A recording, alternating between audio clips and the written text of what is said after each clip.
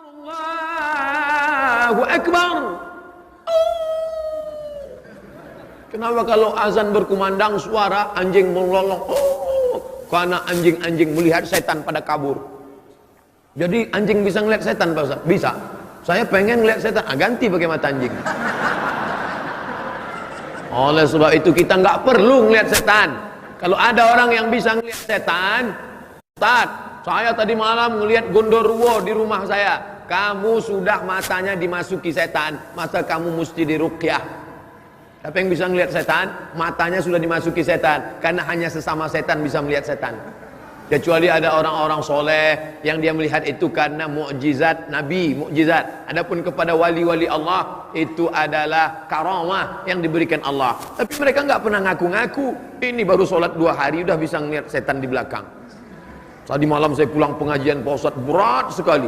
Saya lihat ke belakang, ada sundel bolong numpang 2. Emang dia nggak ada kerja lain mau numpang? Oleh sebab itu jangan hiraukan yang model-model begini. Kita hanya disuruh jaga, jaga, jaga. Jangan sampai setan mengganggu. Setan, jin, iblis, genderuwo, sundel bolong, suster ngesot, jin dan jun. Ini sebetulnya mana Pak Ustadz? Makhluk cuma ada 2. Wa ma khalaqatul jinna wal insa. Cuma ada 2. Makhluk yang nampak namanya ins. Makhluk yang nggak nampak, nggak kelihatan namanya jin. Jin ini terbagi 2. Jin yang baik namanya jin muslim. Jin yang jahat namanya jin kafir. Jin yang muslim itu apa kata dia? Inna, buka surat Al-Jin juz 29. Inna minnal muslimun.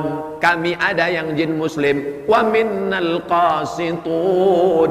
Kami ada yang jin kafir. Jin yang muslim itu apa kerjanya? Taharrau rasyada, selalu mencari jalan yang benar, ngaji. Jin muslim itu ngaji juga.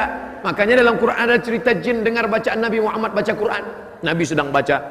Qul, katakan ya Muhammad, annahu istama'ana nafarum minal jin. Ada beberapa jin mendengar engkau baca Quran. Apa kata mereka? Inna sami'na Qur'anan ajaba. Kami, kata jin, mendengar bacaan Quran Muhammad itu ajaba, ajib, amazing. Kami dengarkan bacaan Quran Muhammad itu ajib, menakjubkan. Makanya kalau ada qori baca Quran, ada jamaah yang tidur itu lebih parah daripada jin. Jin aja dengarkan baca Quran menakjubkan, dia bilang buka surat Al-Jin. Tapi ada jin itu jin kafir. Yang jin kafir itu apa kerjanya?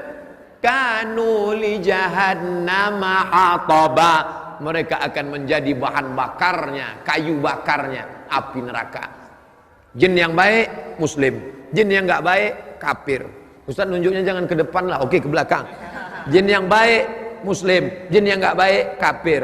Jin yang kafir inilah disebut dengan syaiton. Induknya iblis. Komunitasnya jin. Yang baik muslim, yang nggak baik kafir. Yang nggak baik ini kafir. Nama lainnya seton.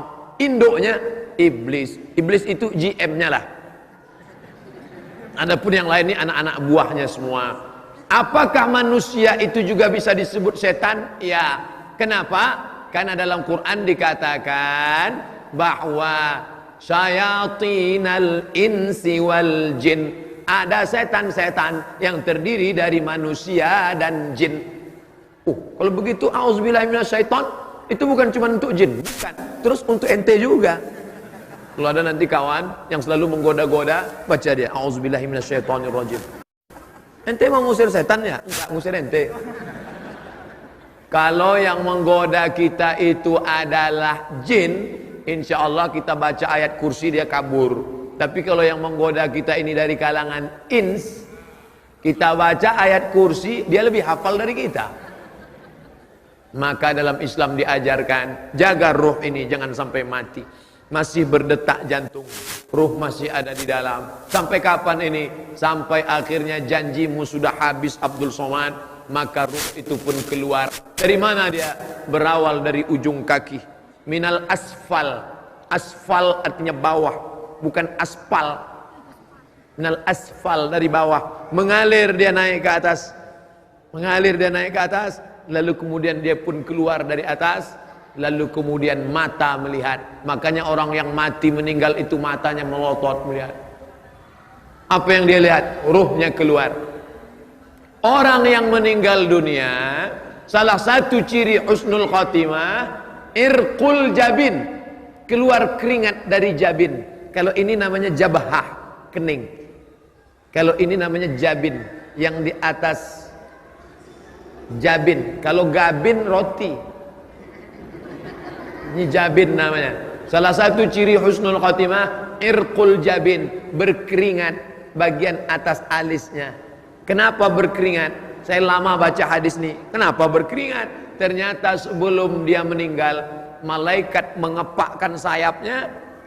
Dikepak sayap malaikat itu, matanya melihat, hai Abdul Somad, inilah tempatmu di surga, blok C nomor 15. Pada saat si hamba itu melihat tempatnya, dia malu kepada Allah. Sholatku nggak seberapa, puasa sunatku nggak seberapa, ilmuku nggak seberapa, amalku nggak banyak, tapi kenapa aku masuk dalam surga? Malu dia. Respon orang yang malu, biasanya perempuan tersipu malu. Biasanya laki-laki merasa malu. Kalau dia dipermalukan, merah telinganya, naik darahnya, atau bisa jadi keringat dingin. Tapi mayat yang akan meninggal dunia, jasad yang akan ditinggalkan ruh, ungkapan malunya berkeringat atas keningnya. Tapi jangan yang keringat rekayasa. Nanti mentang-mentang ustaz ceramah, tanda husnul khatimah, ada keringat di atas. Pas tetangga sedang nggak ada, semprot. Biar disangka orang ustaz mati husnul khatimah. Kan itu maksudnya. Nggak perlu kita pencitraan. Ini nanti sampai mati pun pencitraan. Dipoto, alhamdulillah ada keringatnya, sampai melebar ke wajah lagi. Kan itu maksudnya. Artinya ruh itu keluar. Orang beriman, ruhnya keluar seperti embun yang menetes dari ujung daun. Ini daun, pada saat tengah malam embun turun awan ke bawah, lalu kemudian berkumpul dari sisi-sisi daun, menetes di ujung daun. Embun menetes ke bawah, daun tidak ada yang ranting patah, daun tidak bergoncang. Begitulah keluarnya. Tapi bagi orang yang berdosa, seperti duri ditarik dari kain, dari kulit yang basah. Masuk duri ke dalam kulit, ditarik. Ketika ditarik dia, mata kail yang ada dua, mata kail atau anak panah yang masuk ke kulit, lalu ditarik dengan kuat sampai dagingnya terikut. Begitulah rasanya kematian. Ada yang mengatakan kematian itu seperti tebasan pedang di tempat yang sama beratus kali. Ada yang mengatakan kematian itu seperti mata kail pancing ditarik dari kulit yang basah. Ada yang mengatakan kematian seperti kambing yang dikuliti hidup-hidup. Semua menceritakan itu kepada Nabi Muhammad sallallahu alaihi wasallam. Makanya selalu kita berdoa, Allahumma hawwin alaina fi sakaratil maut. Ringankan kami ya Allah saat sakaratul maut, karena kami tak tanggung takutnya untuk merasakan itu semua. Tapi kita tak perlu terlampau takut. Jangan gara-gara pengajian ini terlampau takut, pulang bawaannya takut aja. Nanti masuk kantor enggak takut, mati lah. Mati nggak perlu takut, karena mati itu adalah resiko hidup. Berani hidup, berani mati. Takut mati, jangan hidup. Takut hidup, mati aja. Nah, ini resiko. Life is take risk. Hidup adalah berani mengambil resiko. Dan filosof-filosof barat itu hampir tidak pernah cerita mati. Socrates, Aristoteles, Demokritos, Thales, filosof-filosof barat, mereka hampir semuanya kalau sudah cerita mati takut. Tapi Islam justru cerita tentang mati. Kenapa? Mati adalah semangat kehidupan. Kenapa kita beramal soleh? Persiapan untuk mati. Makanya saya tidak ingin, awalnya saya ragu untuk menyampaikan tema ini. Ruh ketika berpisah dengan jasad berarti mati. Saya tidak ingin selesai pengajian umat Islam di Bandung bawaannya mau mati aja semua. Gimana bisnis kita ke depan, Bu? Udahlah, nggak usah diurus, saya mau mati aja. Adik-adik mahasiswa nanti selesai S1 mau ngambil master di mana, mau ngambil S3 di mana, nggak ada gunanya S2 S3 Pak Ustaz, mau mati aja nih.